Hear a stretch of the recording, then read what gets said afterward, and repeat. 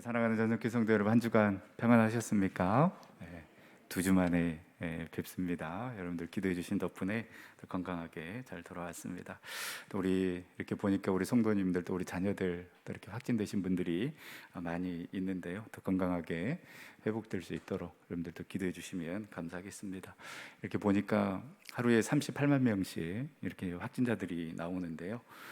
이런 가운데서도 지금까지 코로나에 안 걸리신 분들은 이 셋 중에 하나라고 합니다. 첫 번째, 슈퍼 울트라 초 가디언 종족이거나, 두 번째는 이미 이전에 걸렸는데 나도 모르게 지나갔거나, 세 번째는 소나기가 마구 오는데 그 사이를 피해서 지금까지 비 한 방울도 안 맞고 다 피한 엄청난 축복의 사람이거나, 이 셋 중에 한 명이라고 하는데요.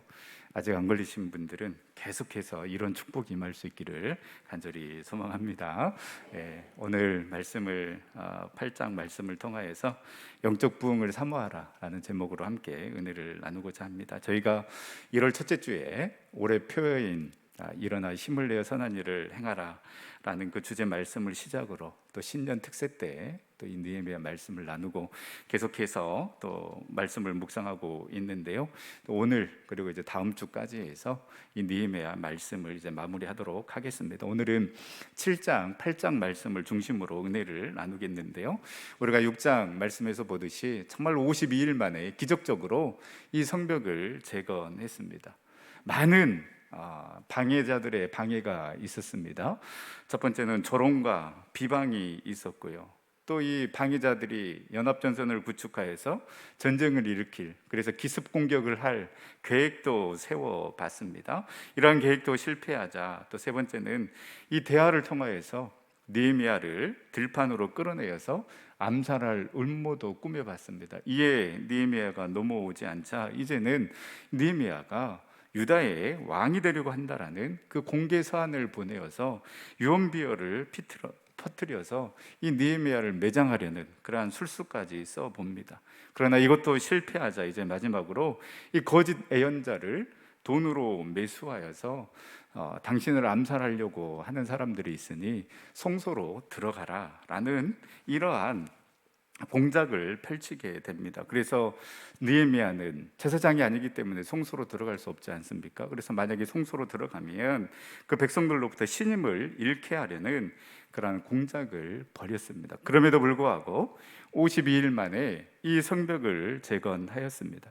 참여한 백성들도 깜짝 놀라고 방해자들도 이것은 하나님이 아니시면 이 모든 것들을 행할 수 없다라고 인정할 수밖에 없을 정도로 도무지 해내지 못할 일들을 바로 이 느헤미야와 이스라엘 백성들이 해낸 것입니다. 그렇다면 여러분, 이 시점에서 느헤미야와 이스라엘 백성들은 이제 무엇을 해야 되겠습니까?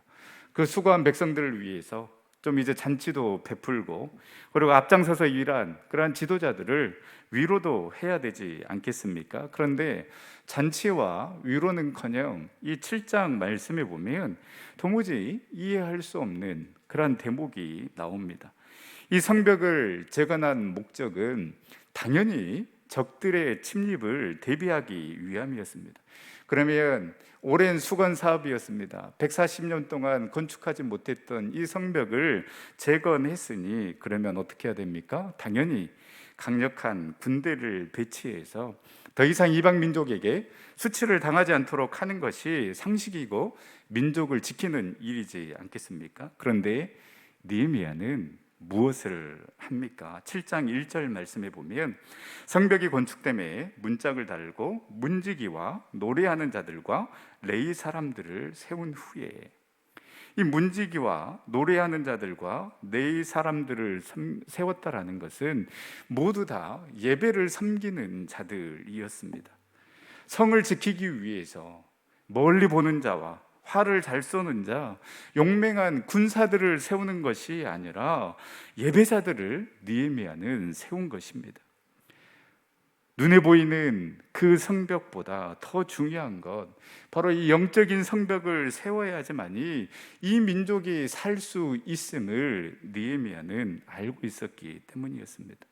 여러분, 아무리 눈에 보이는 그 성벽을 완벽하게 쌓았다 할지라도 하나님을 예배하고자 하는 그 열정과 사모하는 마음이 없더라면 그 성벽은 또 무너지게 되어 있습니다. 이스라엘 백성들은 이 진리를 경험했습니다. 하나님의 제사를 무시하고 멸시했을 때에 그들의 나라는 멸망하고 바벨론 포로로 잡혀가 70년 포로 생활을 경험했습니다. 느헤미야는 이 백성들이 이 영적인 진리를 다시 한번 깨닫기를 원했던 것입니다. 그래서 시편 127편 1절 말씀에 나와 있는 것처럼 여호와께서 집을 세우지 아니하시면 세우는 자의 수고가 헛되고 여호와께서 성을 지키지 아니하시면 파수꾼의 깨어 있음이 헛되도다.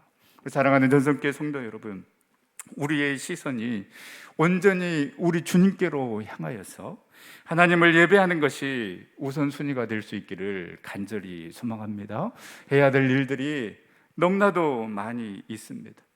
여전히 쌓아 올려야 할 그 성벽과 같은 많은 일들이 있습니다.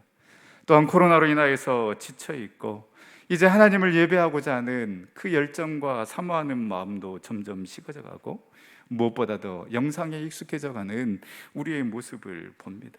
그러나 우리는 분명히 기억해야 하는 것입니다.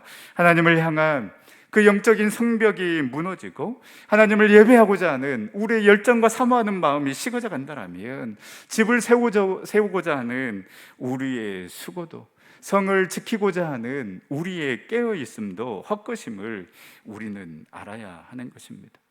우리의 삶의 우선순위가 내가 쌓아올린 그 성벽을 지키는 것이 아니라 하나님을 예배하는 것이 온전히 우리의 우선순위가 되어서 그 영적인 성벽을 든든히 세우고 내 힘과 내 능력으로 살아가는 것이 아니라 하나님을 예배함으로 말미암아 하나님께서 부어주시는 그 놀라운 은혜와 사랑을 힘입어서 담대하게 나아가는 우리 전생의 모든 성도님들이 다 될 수 있기를 간절히 소망합니다. 이렇게 하나님을 예배하는 자들을 세운 후에 두 명의 지도자들을 세우는데요, 바로 느헤미야 동생 하나니와 영문의 간원, 지방의 그러한 문을 지키는 이 간원인 하나냐를 예루살렘으로 올라오게 합니다.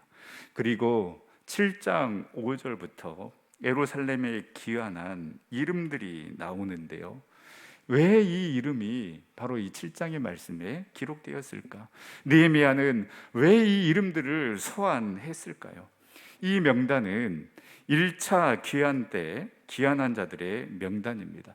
1차, 2차, 3차 세 번에 걸쳐서 바벨론에서 예루살렘으로 이스라엘 백성들이 귀환을 하는데요, 이 명단은 1차 귀환자들의 명단입니다. 그렇기 때문에 지금으로부터 이 성벽이 재건된 그 이후로부터 100년이나 지난 그러한 시점입니다. 한 세기가 지난 그 시점에서 느헤미야가 이들의 이름을 소환한 이유는 지금 이제 성벽은 재건했지만은 이 예루살렘에 사람들이 없습니다. 이방 민족들의 공격 위험에 시달리고 있었기 때문에 다 피해서 지방으로 내려갔는데 이 소환한 명단을 통하여서 다시 이들을 예루살렘으로 불려들이기 위함이었습니다. 오늘 8장의 영적 부흥의 시작은 바로 여기에서부터 시작된 것이라고 할 수 있습니다. 이들이 처음에 예루살렘으로 귀환하기로 결정했을 때에는 대단한 결정을 한 것이라고 할 수 있습니다. 그리고 이 결정을 한 이후에는 신앙적인 결단이 있었습니다. 비록 포로로 잡혀간 몸이었지만은 오랜 세월, 그 70년이 흐르는 그 시간 동안에 이 바벨론에서 결혼도 하고 농사도 짓고 나름대로 터전을 잡고 안정적으로 살아가던 자들이었습니다. 멸망한 민족이었고 이미 폐허가 되어버린 예루살렘으로 다시 향한다라는 것, 사실 쉽지 않은 결정이었습니다. 그러나 이들이 예루살렘으로 향하는 것 다른 것 없었습니다. 이방 우상 문화에 젖어 있는 이 땅에 내가 거하는 것이 아니라 비록 다시 가난해지더라도, 비록 다시 모든 것을 새롭게 시작해야 한다 할지라도 하나님의 언약의 깃든 그 예루살렘 성전을 사모하며 하나님의 은혜와 사랑이 있는 그 약속의 땅으로 내가 다시 들어가야 되겠다라는 그 마음, 그 첫사랑 회복에 대한 열정이 있었기 때문에 이들은 그 바벨론에서 안정적인 생활을 놔두고 예루살렘으로 돌아오게 된 것입니다. 그런데 현실의 벽 앞에 모두 다 뿔뿔이 흩어져 버렸습니다. 하나님께서는 성전을 재건하기를 원했지만, 그러나 학개서 말씀에 나와 있는 것처럼 이들은 각각 자기 일에 바빠서 하나님께서 지으라고 했던 그 성전에는 관심이 없었습니다. 성벽 재건 또한 이 일은 도저히 불가능하다라고 해서 모두 버려두고 예루살렘을 떠나버린 것입니다. 그러나 느헤미야는 이들의 첫 열정과 첫 마음을 다시 소환한 것입니다.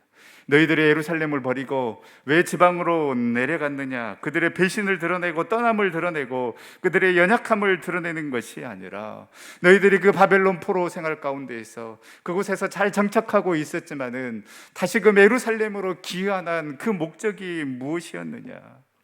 하나님을 다시금 예배하고자 하는 그 열정과 그 마음이 있었기 때문에 너희들이 다시금 이 예루살렘으로 돌아온 것 아니냐.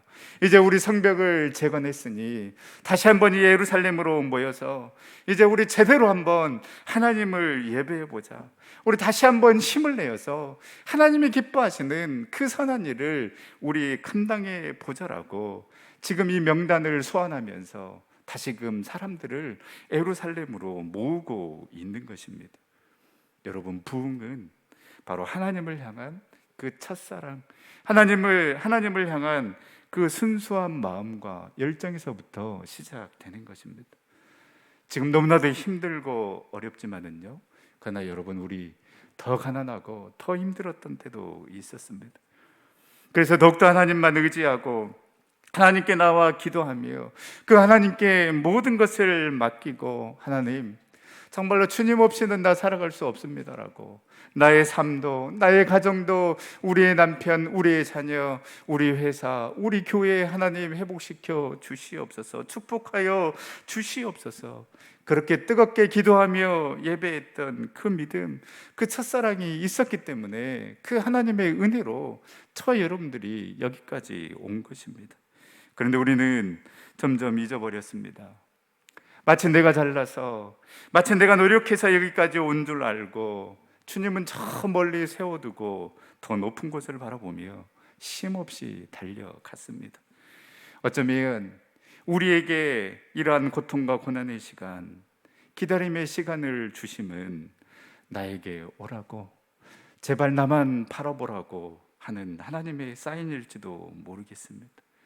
그 옛날 성전 마룻바닥에 방석 깔고 앉아서 방석이 다 젖을 정도로 주님의 이름을 찬양하며 주님의 이름을 부르면서 주님이 손 잡아달라고 그렇게 기도했던 그 순수한 마음, 그 첫사랑 회복하기를 누구보다도 우리 주님께서는 바라고 계실 것입니다. 우리는 뜨거웠고 간절했었고 사모했었습니다. 그때는 밤을 새가면서 부르짖었지만은 지금은 하나님 앞에 나와 10분 기도하기도 힘듭니다. 그때는 1시간이고 2시간이고 말씀 듣고 예배 드리는 것이 기쁨이고 즐거움이었지만은 지금은 정확히 1시간 넘어가면 짜증이 몰려옵니다. 새벽 예배, 수요 예배, 금요 기도에 모든 예배들이 즐겁고 기대함이 있었지만은 지금은 주일 예배 한 번 드리는 것도 때로는 벅차기도 하고 이마저도 형식적일 때가 많습니다. 여러분, 무엇이 우리를 그렇게 분주하게 만들어 버렸습니까? 무엇이 우리의 마음을 빼앗아 갔습니까? 우리는 환경이 그럴 수밖에 없었다고 그렇게 타협을 하고 위로를 하지만은, 그러나 상황이 문제가 아니라 하나님을 찾고 하나님을 부르짖고 하나님을 예배하고자 하는 우리의 열정과 우리의 첫사랑, 첫 마음이 식어버린 것입니다. 어려울 때일수록, 힘들 때일수록 더더욱 하나님으로부터 오는 그 은혜를 사모하며 나아갈 수 있기를 간절히 소망합니다. 세상을 바라보는 것이 아니라 하나님을 바라보고, 세상의 힘을 의지하는 것이 아니라 하나님의 일하심을 기대하며 다시금 주님 앞으로, 그 십자가 앞으로, 하나님의 은혜 앞으로 나와 우리의 열정과 우리의 첫사랑을 다시금 회복할 수 있기를 간절히 소망합니다.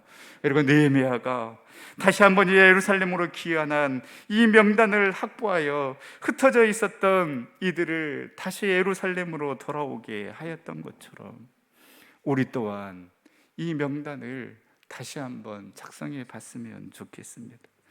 이 알지도 못하는 이 사람들의 이름을 읽고 읽으면서 하나님께서 저에게 주신 마음이 바로 이것이었습니다. 예루살렘을 떠나버렸던 그 명단들을 다시 찾아서 이들을 통하여서 다시 예루살렘으로 돌아와서 이제는 하나님을 예배하자라고, 이 성을 다시 한번 지키자라고 권면하며 이들이 돌아와서 정말 하나님의 말씀 앞에 무릎을 꿇고 그 영적 부흥을 일으켰던 것처럼 하나님, 우리 전성의 가족들도 이 성전으로 다시 한번 돌아오게 하여 주시옵소서. 이 마음을 하나님께서 주셨습니다. 우리는 경험이 있습니다.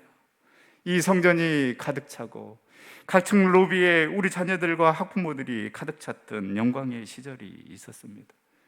이제는 우리가 그 아픔을 드러내고 상처를 드러내고 너와 나의 다름을 드러내고 잘잘못을 드러내는 것이 아니라, 내가 성숙하지 못했다라고, 내가 성급했고 내가 당신의 마음을 헤아리지 못했노라고, 내 탓입니다, 내가 잘못했습니다라는 그 겸손한 마음으로, 사랑의 마음으로 다가갔으면 합니다. 우리 상반기에 우리가 이 사역에 집중을 했으면 좋겠습니다.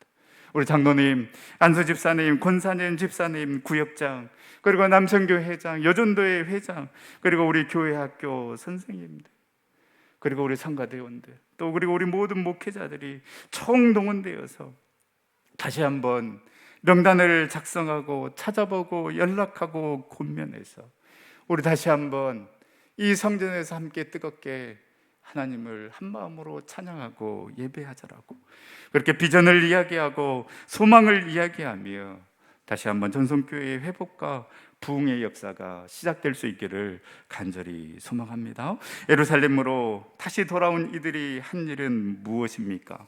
8장 1절 말씀에 이스라엘 자손이 자기들의 성읍에 거주하였더니 일곱째 달에 이르러 모든 백성이 일제히 수문 앞 강정에 모여 학사 에스라에게 여호와께서 이스라엘에게 명령하신 모세의 율법책을 가져오기를 청하매, 누가 시킨 것도 아닌데 이들이 일제히 알아서 그 수문 광장 앞에 모인 것입니다.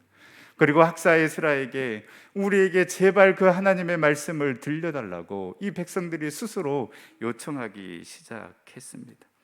여러분, 진정한 회복은 말씀을 듣고 깨닫는 데서부터 출발하는 줄 믿습니다. 왜 그렇습니까? 이 말씀이 우리의 기준이 되기 때문입니다.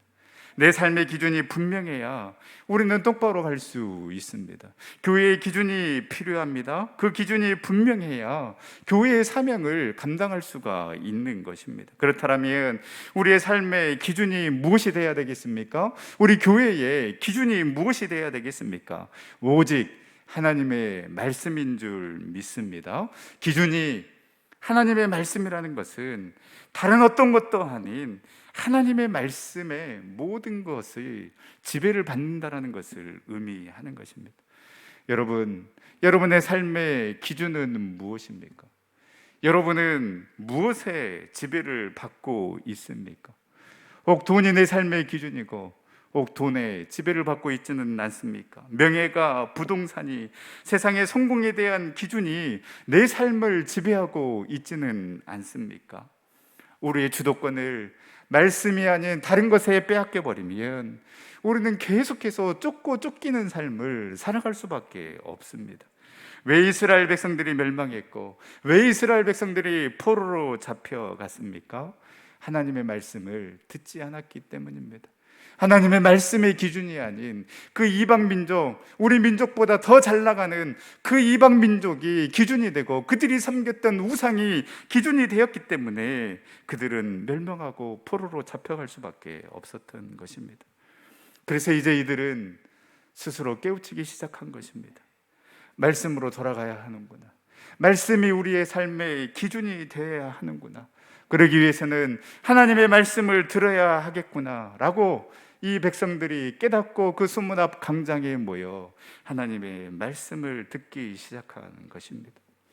사랑하는 전성교회 성도 여러분, 세상의 생각과 가치관이 우리를 지배하는 것이 아니라 오직 하나님의 말씀이 우리의 모든 것을 지배할 수 있도록 말씀 앞에 나아갈 수 있기를, 말씀을 사모하며 나아갈 수 있기를 간절히 소망합니다. 진정한 회복과 부흥은 언제 일어나는가? 내 삶의 주도권을 온전히 하나님께 맡길 때, 하나님께 넘길 때에 진정한 회복이 일어나는 것입니다. 그리고 그 주도권의 이양은 말씀에서부터 시작됩니다. 말씀을 통하여서 하나님의 생각, 하나님의 뜻을 알 수 있고 하나님의 방법대로 살아가는 것이 무엇임을 깨닫게 될 때에 우리는 비로소 주님께 온전히 맡기는 삶을 살아갈 수 있는 것입니다. 이렇게 말씀을 사모하며 나아갈 때에 이들에게 나타난 반응이 있었습니다. 8장 3절 말씀에 보면 수문 앞 광장에서 새벽부터 정오까지 남자나 여자나 알아들을 만한 모든 사람 앞에서 읽음에 뭇백성이 그 율법책에 귀를 기울였는데, 학사 이스라가 율법책을 읽을 때에 무려 6시간 동안, 그리고 5절 말씀에 보면 일어서서 하나님의 말씀에 귀를 기울였다라고 기록하고 있습니다. 시간에 구애를 받지 않았습니다. 여러분, 예배의 주인공은 하나님이십니다. 내가 정해놓은 시간에 하나님을 가다 놓는 것처럼 어리석은 것 없습니다. 예배드리는 이 시간만큼은, 하나님의 말씀을 듣는 이 시간만큼은 온전히 하나님께만 집중할 수 있기를 간절히 소망합니다. 그리고 6절에 보면 이들은 아멘 아멘으로 응답하고 몸을 굽혀 얼굴을 땅에 대고 여호와께 경배하였다라고 기록하고 있습니다. 우리는 경건은 무조건 조용한 것이라고 착각합니다. 그러나 여러분, 참된 경건은 하나님의 은혜에 반응하는 것이 참된 경건입니다. 우리 모두가 예배의 구경꾼이 아니라 정말 하나님께서 내려주신 그 은혜에 반응하며 나아가는 우리 전세계 모든 성도님들이 될 수 있기를 간절히 소망합니다. 손을 들면 어떻습니까? 아멘 아멘 하면 어떻습니까? 일어서서 찬양하면 어떻습니까? 얼굴을 땅에 대고 엎드리면 어떻습니까? 하나님께서 임재하시는데 아무것도 반응하지 않는다라면 그것이 오히려 불경건인 것입니다. 하나님의 임재를 사모하며 우리가 구경꾼으로 있는 것이 아니라 정말 그 내려주신, 부어주신 그 은혜에 뜨겁게 반응하는, 그래서 하나님만을 온전히 경배하고 예배하는 우리의 예배가 되고 우리의 삶이 될 수 있기를 간절히 소망합니다. 이렇게 말씀을 듣고 말씀에 반응하고 말씀을 깨닫게 되자 회개의 눈물을 흘리기 시작합니다. 9절 말씀에 보면 백성이 율법의 말씀을 듣고 다 우는지라. 말씀을 듣기만 했는데도 이 백성들이 울기 시작합니다. 말씀이 나를 울게 했다는 것은 하나님의 영이 나의 마음을 찔렀다라는 것입니다. 이 백성들이 흘린 눈물은 회개의 눈물이었습니다. 하나님의 말씀대로 살지 못해서 나라를 잃고 오랜 포로 생활의 수치를 겪고 돌아왔다라는 사실을 알게 되자 이들이 저지른 그 지난날의 죄악에 대한 회개의 눈물이었습니다. 또 이들의 눈물은 하나님의 은혜에 대한 감사의 눈물이었습니다. 그 자신들의 죄악에도 불구하고 하나님의 은혜로 정말로 다시 고국으로 들어와서 성전을 재건하고 성벽을 재건할 수 있어서 다시금 새로운 삶을 시작함에 감사합니다라는 그 감사의 눈물이었습니다. 그리고 새로운 결심의 눈물이었을 것입니다. 하나님, 이제 다시는 내가 옛날처럼 살아가지 아니하고 범죄하지 아니하고 하나님의 말씀대로 살아가겠다라는 결심의 눈물이었습니다. 여러분, 우리에게도 이 은혜가 있기를 간절히 소망합니다. 말씀을 들을 때마다, 읽을 때마다, 묵상할 때마다 그 회개의 눈물, 감사의 눈물, 결심의, 결단의 눈물을 통하여서 하나님께서 우리에게 부어주신 그 은혜를 마음껏 누리고 반응하는 삶을 살아갈 수 있기를 간절히 소망합니다. 그리고 또 하나 중요한 반응이 나오는데요, 우리 10절 말씀을 우리 다 같이 한번 읽어보도록 하겠습니다. 느헤미야가 또 그들에게 이르기를 너희는 가서 살찐 것을 먹고 단 것을 마시되 준비하지 못한 자에게는 나누어 주라. 이날은 우리 주의 성일이니 근심하지 말라. 여호와로 인하여 기뻐하는 것이 너희의 힘이니라. 아멘. 말씀을 통하여서 은혜를 받으면 그 은혜는 나에게만 임하는 것이 아닙니다. 반드시 그 은혜는 흘려 보내야 하는 것입니다. 그래서 구역으로 공동체로 흘러가야지만이 진짜 말씀의 은혜를 받은 자라고 할 수 있습니다. 그래서 이스라엘 백성들은 12절 말씀에 보면 모든 백성이 곧 가서 먹고 마시며 나누어 주고 크게 즐거워하니 이는 그들이 그 읽어 들려준 말을 밝히 알미라. 그래서 말씀을 통하여서 은혜가 있는 곳에는 함께 나누는 기쁨이 있고 함께하는 기쁨이 있고 서로 사랑하는 역사가 일어나게 되는 줄 믿습니다. 우리 전성교회 안에 이 기쁨의 역사, 이 함께함의 역사, 이 나눔의 역사가 일어나기를 간절히 소망합니다. 말씀을 마치겠습니다. 진짜 중요한 성벽은 우리의 영적인 성벽인 줄 믿습니다. 느헤미야와 이스라엘 백성들이 성벽을 세우고 하나님을 예배하는 자들을 제일 먼저 세웠던 것처럼 하나님을 예배하는 것이 우리의 우선순위가 되고 그리함으로 하나님께 모든 것을 맡기는 삶을 살아갈 수 있기를 소망합니다.